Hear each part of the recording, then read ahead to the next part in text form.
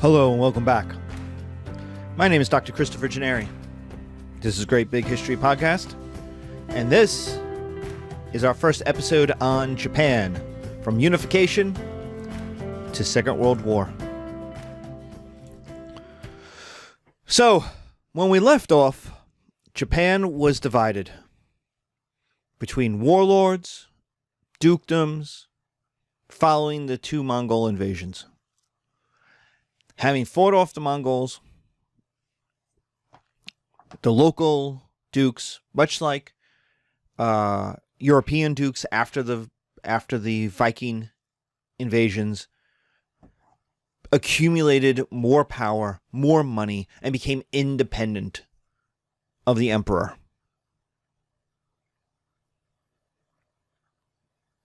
This was further enhanced by the arrival of the Portuguese in 1542. Now, the Portuguese saw a market opportunity. The Ming Dynasty had outlawed trade with Japan because of the Japanese pirates. Remember, there's always Japanese pirates.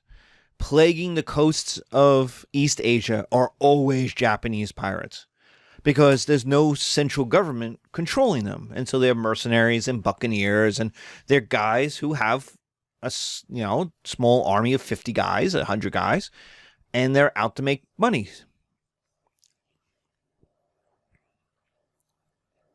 And so the Portuguese are going to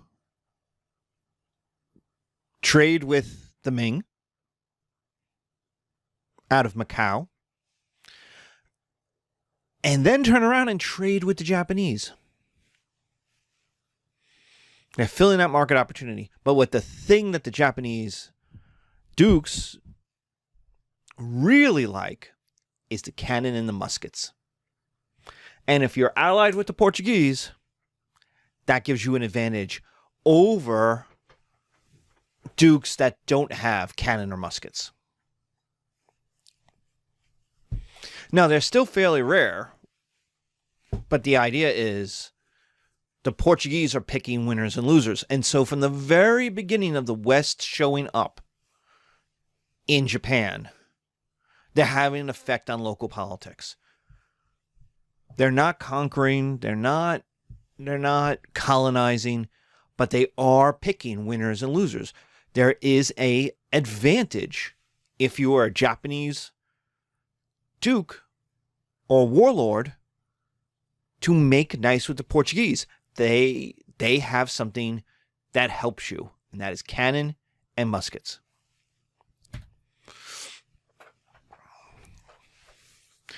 The most successful of these Portuguese allies, of these warlords, of these dukes, is going to be Oda Nobunaga, who's going to use guns and actually mass produce his own. Why rely on the Portuguese when you can make your own, right? Now, that takes science, that takes engineering, that takes chemistry, because you have to make the saltpeter for the gunpowder. So that takes a huge investment. So a lot of small little dukes could never have done this. But Oda does. And what he creates is a very impressive gunpowder army. That's probably by 1550 only second to the Turkish Janissaries in professionalism.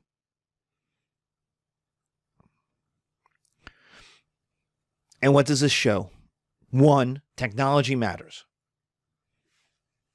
2, gunpowder and cannon were not the exclusive domains of European armies. Other people, the Turks first, here comes Japan, could create gunpowder armies as well. So it wasn't in 1550 guaranteed that the Europeans were going to conquer the world. But it also shows the samurai are being eclipsed, because they're professional sword soldiers. You don't need them in a gunpowder army. Now, they are professional soldiers, so they are going to work as officers. But the army is going to be made up of peasants carrying a musket. And so peasants gain importance. Since you as a duke need peasants in the military, they can now negotiate what the taxes are, how much time do they serve, what the rate of discipline is. I saw this with my Swedes. This is exactly how it kind of worked with the Swedes. The Swedish kings needed the peasants to make up their gunpowder army in the 1600s. Actually, at this time, from 1520, but really in the 1600s. And so peasants got a lot of rights. They got a lot of ability to negotiate. They gain importance, whereas the professional military class of the samurai loses importance. It also means that the European connection is important, as we've already stated.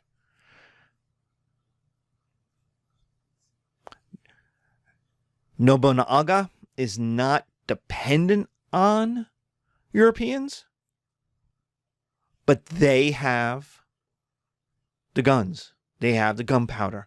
They have an ability to get the technology you need. The tool, more important than that, you want to make your own, you need the tool and the dies. You need to be able to rifle the musket barrel. And so you need the tools, the dies, the machines. That's going to come from Europe too. So your European connection matters.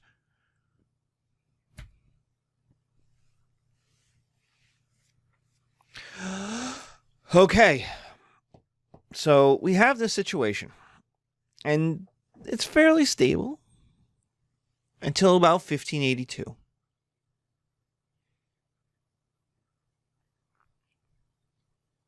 And that's when we get a whole bunch of red wedding stuff. Oda, his family is assassinated by his homeboy.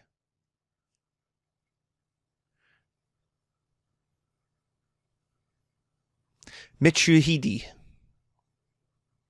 Oda's homeboy murders the family. This is some red wedding stuff from Game of Thrones. And he will declare himself shogun. So your gunpowder army doesn't matter if your family gets assassinated.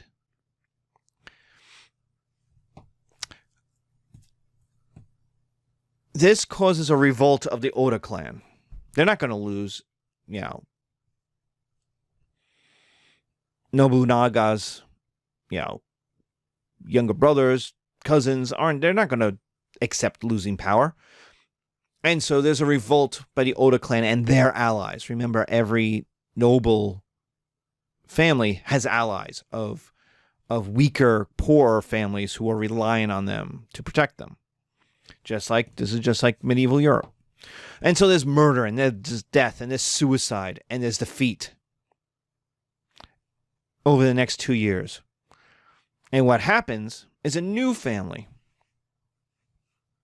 Toyotomi Hideyoshi, becomes shogun in 1584. And then the Hojo clan revolts, because they're not going to want to lose power.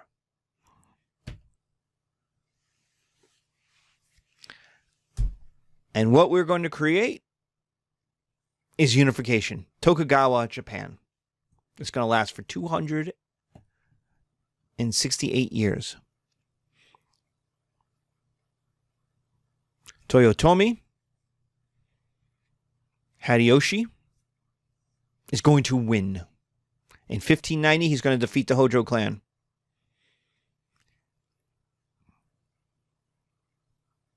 They submit, and after 25 years of war, Japan is unified. So did Hideyoshi relax? No.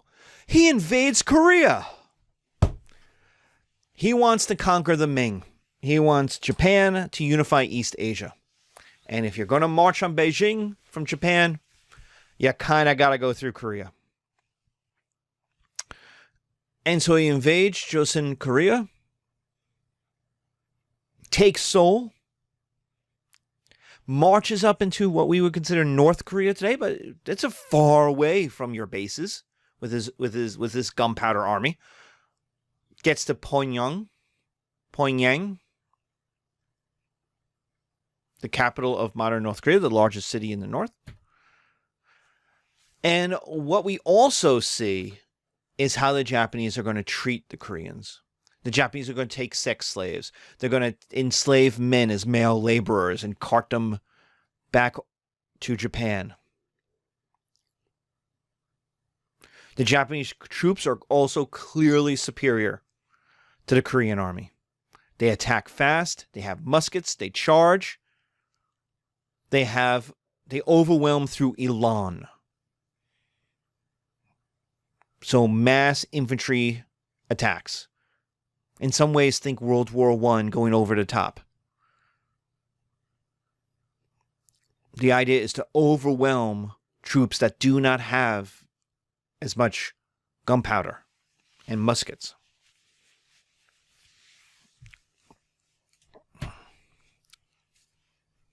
But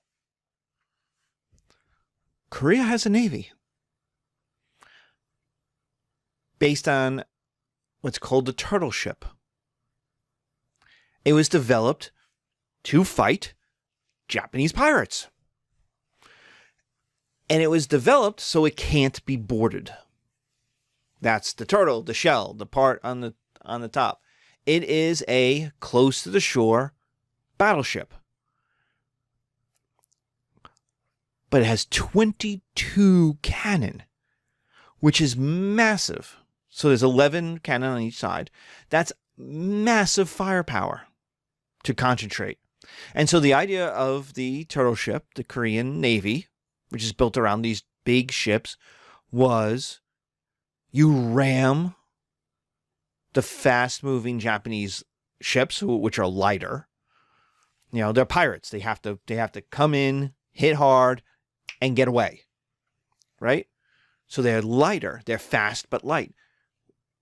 These are heavier boats. And the 22 cannon tells you that.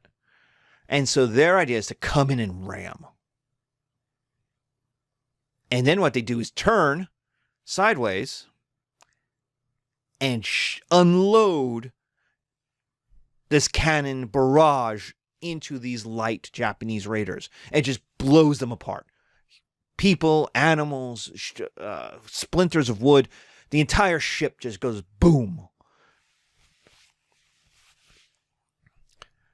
And so while the Japanese army, why Hideyoshi's army is winning in the peninsula, the Japanese raiders and pirates, the Japanese Navy, is being crushed. And at the Battle of Busan, the Korean Navy smashes the Japanese raiders and pirates. And for the first time, the Korean Navy rules the ocean. For 500 or so years, Japanese pirates have plagued the waters of East Asia. Unless you're a Japanese pirate, at which point you say, we're doing awesome and we're ruling the seas. For the first time, the Japanese pirates have come across a navy they cannot engage in. They cannot defeat.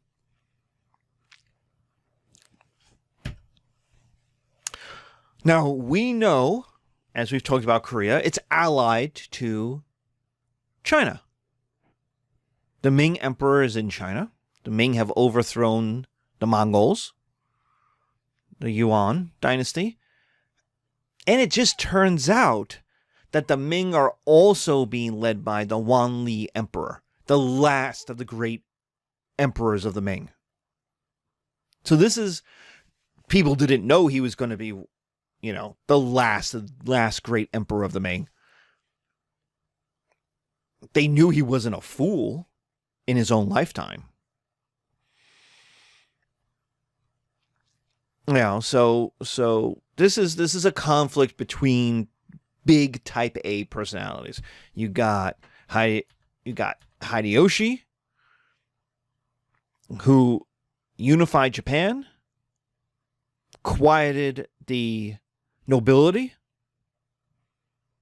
And this is really one reason why he's invading Korea and China, is he's just knocked the knees out of all these Japanese noblemen. They are not going to gain more land in Japan, right? So he's buying them off by saying, well, we'll go over and take over Korea and China, and then you'll get rich there. And they're like, yeah, okay. This is Henry V in England. This is many kings do this. Napoleon does this. It's the idea of, we'll conquer other people so you can get rich. But you can't fight at home anymore. So Hideyoshi's a type A personality and a successful guy. And he's going to fight the Wanli Emperor.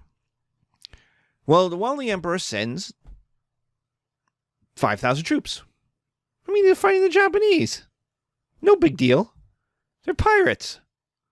And they're far from home by the time they're up in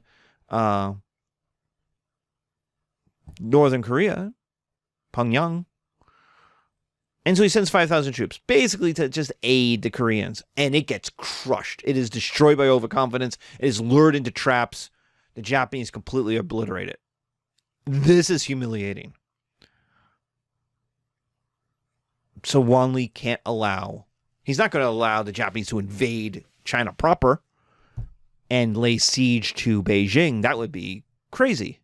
That would be a total defeat. And he's, a great emperor. And so what he does is now he's taking the Japanese seriously. And so he's going to use to get the gears of Ming China in turning. And so what happens is he sends a new army. And this new army is going to have better leaders, better officers. It's 60,000 troops. It's a real army. 5,000 troops is help. 60,000 troops is an army. Now, even in 1600, armies are not this big. This is a big army. Armies top out around 30,000 troops. 30, maybe 40,000, because you can't feed too many people. Disease wipes them out. Most Swedish armies of the same period top out around 25,000 troops. So 60,000 troops is big. Now, Qing China can too, but when that comes around, but Ming China could actually get armies that are bigger than 60,000. China's big, has a big population, has a loyal population to the emperor, and has food. So it has the logistical support. So Chinese armies easily grow to 100,000. 60,000 troops is a real army. And it has something that's new in Asia. It has mobile artillery. It has light cannon capable of being used on the battlefield. That's different than the heavy cannon to break down walls of cities, which is much heavier, much slower, and doesn't have the rate of fire or the accuracy to really be used on the battlefield. So now we're seeing mobile artillery. Artillery is getting smaller and lighter. This is something my dissertation talks about. My Swedes are going to excel at in the 1600s, is mobile battlefield artillery. And so suddenly, when the Ming show up, they have an advantage. They have a size advantage, and they have a technological advantage. They don't have as many musket troops, but they have this artillery. And what they do is crush the Japanese in northern Korea. They push them back to Seoul. Hideyoshi dies in 1598, and the Japanese leave the peninsula. This ends the war, and things go back to more or less where they left off. And so what are the results? First is, China is still the power in Asia. Japan does not have the power, even with its muskets, to invade China, to overwhelm China. The Ming are powerful. And the Qing conquest of China is just going to confirm it in 1644. The Qing takeover of China makes China even more powerful.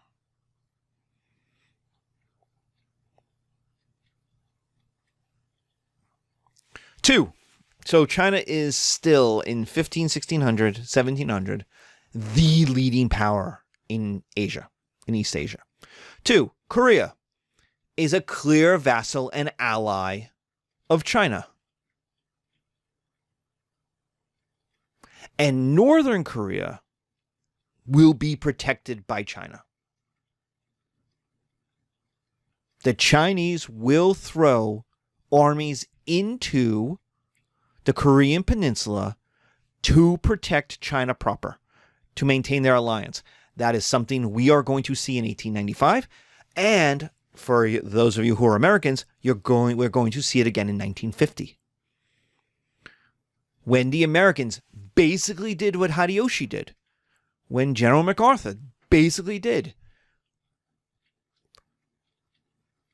Got into the South, pushed the Korean army, the Northern Korean army back, recaptured Seoul, went north of the boundary line, the border, took over the North Korean capital, went to the border between the river border between China and Korea. And that's when Mao Zedong threw 300,000 Chinese soldiers at the Americans in 1950, maybe 1951 by that point, and totally changed the war. So we see this pattern. Today, Northern Korea is a vassal of, it's independent, but it's also a vassal of China. It's not part of China, but economically it's tied to it. Politically it's tied to it. Culturally it's tied to it. And China cannot let it go. China is not about to let North Korea fail, be absorbed by South Korea, and have American troops on the Chinese border. It's not going to happen. It didn't happen here. When Japanese troops got near the border, the Wanli Emperor threw an army at them, crushed them, and kicked them off the peninsula. The failure to do so in 1895, to repeat that in 1895, where Japan will conquer the Korean peninsula, is a disaster for the next 50 years. It's going to lead to Japanese invasions of the Chinese mainland and World War II. 3, a united Japan is dangerous and powerful. The thing that has kept Japan from being powerful is the fact it's broken up, that's divided, and that Japanese warlords mostly fight each other. There's an analogy to Germany here. Germany had all of the pieces from the Holy Roman Empire, so from the 800s, to be the biggest powerful state in Europe. Why wasn't it? It was because it was divided, because the nobility continuously fought each other, and no emperor could really run it. So Germany's not Germany. It's the Germanese until 1871. The moment the Germanese are united, suddenly Germany became the richest, strongest, most populous country in Europe and scared everybody. That's Japan. It's not bigger than China, physically or population-wise or economically, but it's dangerous. It's powerful. It can compete. It is competition to China. And that's what this chapter is about. This is what part 2 of this class is about, is Japan's competition with China. 4, money plus European technology matters. Japanese muskets equaled land victory in battle. Korean naval cannon equaled naval victories. Chinese mobile artillery equaled battle victories, siege victories. European technology, lighter guns, muskets, gunpowder, sea cannon, heavy cannon at sea, lighter cannon on the field. That East Asians could create. To Japanese, remember, Oda makes his own. He manufactures, but that costs money. And so only the richest societies are going to be able to enter into this modern world of gunpowder armies. They also have to be willing to give their peasants rights, which lots of people aren't willing to do. But it's clear that if you have the money and you can either buy the cannon or invest in your own infrastructure to make yourself gunpowder weapons, that this technology is going to change everything. The age of the professional samurai, the warrior monk, the Chinese cavalry lord is over.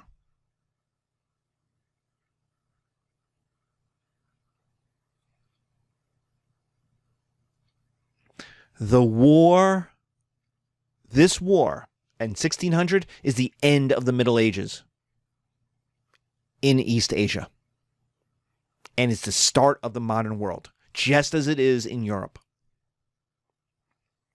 And so, this is what we've seen. We've seen several type A personalities fight and then win and then conquer Japan and then export that violence. Having legitimacy in uniting Japan, Hideyoshi invades Korea with the goal of taking over the Ming and taking over China.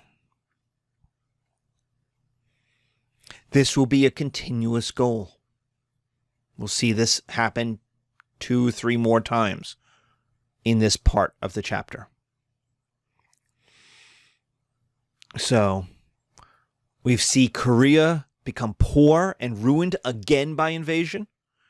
First was by the Mongols we talked about, and now it's by the Japanese. So Korea again, as it's rebuilding, is again set back because of invasion by its neighbors. It's this poor pawn between China and Japan.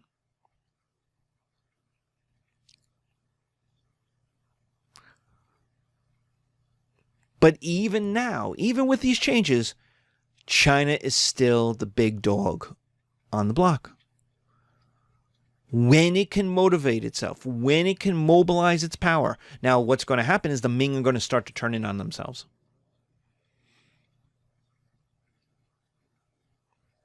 But when the Qing take over in 1644, for a while they are as expansionary as any other new Chinese dynasty. And we'll talk about that. And so when China wants to engage in the world, it has power. But many times the promise of peace means China turns in on itself. It's too big to be conquered. And so it doesn't really have to worry about its neighbors who are fairly weak and far away. And so it can turn in on itself. Self-development, cultural development. So, all right. So that's going to end our first episode on Japan. In the next couple episodes, we're going to talk about culture, and then we're going to talk about politics again. So thank you. Take care. Be safe.